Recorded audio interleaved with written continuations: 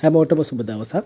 අදත් ඔයාලා එකතු වෙලා ඉන්නේ Education 2020 YouTube channel එක ගෙනන අධ්‍යාපනික වැඩසටහන් මාලාවේ තවත් එක් වැඩසටහනක් එක්ක අපි අද පාඩමෙන් කතා කරන්න බලාපොරොත්තු වෙන්නේ කළමනාකරුවෙකු විසින් වර්ධනය කර ගන්න ඕන එක වැදගත් ගුණාංගයක් වන අභිප්‍රේරණය කියන ගුණාංගය සම්බන්ධ. ඉතින් අභිප්‍රේරණය කියන දේ අපි කතා කරොත් අපි දන්නවා ආයතනයක ප්‍රධාන ඉලක්කය වෙන්නේ අනේ ආයතනය තුල තියෙන ඒ ආයතනයේ බලාපොරොත්තු වන කෙටි කාලීන අපේක්ෂා නැත්නම් අරමුණු එහෙම නැත්නම් දිගු කාලීන අපේක්ෂා නැත්නම් පරමාර්ථ ඊ타මත්ම උසස් ගුණත්වයෙන් යුතුව ළඟා කරගන්න. ඉතින් මේ සඳහා ආයතනයකට තියෙන ඊ타මත්ම වටිනා සම්පත තමයි මානව සම්පත. ඉතින් ආයතනයක ඉන්න කළමනාකරුවන්ට පුළුවන් නම් මෙන්න මේ මානව සම්පත උපරිම දායකත්වයක් මෙන්න මේ කාර්ය සඳහා ලබා ගන්න අපිට පුළුවන් වෙනවා මෙන්න මේ අරමුණු සහ පරමාර්ථ ඊ타මත්ම උසස් ගුණත්වයෙන් යුතුව නැත්නම් අපි කියන සඵලදායි ලෙස ළඟා කර ගැනීමේ හැකියාව අපිට ලැබෙනවා. ඉතින් මෙන්න මේ සඳහා අපිට වැදගත් වෙන එක ක්‍රියාමාර්ගයක් තමයි අභිප්‍රේරණය නැත්නම් මොටිවේෂන් කියලා අපි හඳුන්වන්නේ. ඉතින් මේ අභිප්‍රේරණය තුල අපිට පුළුවන් වෙනවා සේවකයන්ගේ උපරිම දායකත්වයක් අපේ වැඩ කටයුතු සඳහා ලබා ගන්න. ඉතින් මේ ලබා ගැනීම සිදු කරන්නේ බලෙන් නෙමෙයි. සුව කැමැත්තෙන්.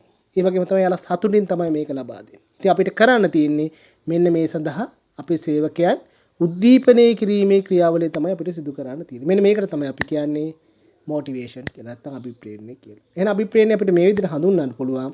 යම් සංවිධානයක ඉන්න සේවකයන්ගේ උපරිම දායකත්වය සුව කැමැත්තෙන් සහ තෘප්තියෙන් ලබා ගන්න අන්න යාලා උද්දීපනය කිරීමේ ක්‍රියාවලිය තමයි අපි අභිප්‍රේරණය කියලා කියන්නේ. ඉතින් අභිප්‍රේරණය කියන එක පියවරල් 4කින් අපිට විස්තර කරන්න පුළුවන්. එකක් අපි කියන අභිප්‍රේරණයක් ඇති වෙන අවශ්‍යතාවයක් තියෙනවා.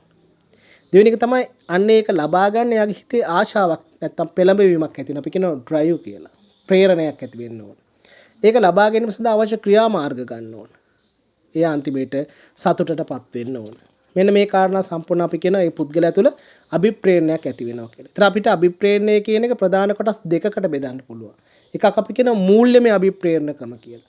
අනිත් එකට අපි කියනවා මූල්‍යමය නොවන අභිප්‍රේරණකම කියලා. ඒතර කළමනාකරුවෙකුට වැදගත් වෙන ප්‍රධානම දේ තමයි මූල්‍යමය නොවන අභිප්‍රේරණ ක්‍රම භාවිතා කරලා තමන්ගේ සේවකයන් උද්දීපනය කිරීමේ ක්‍රියාවලිය.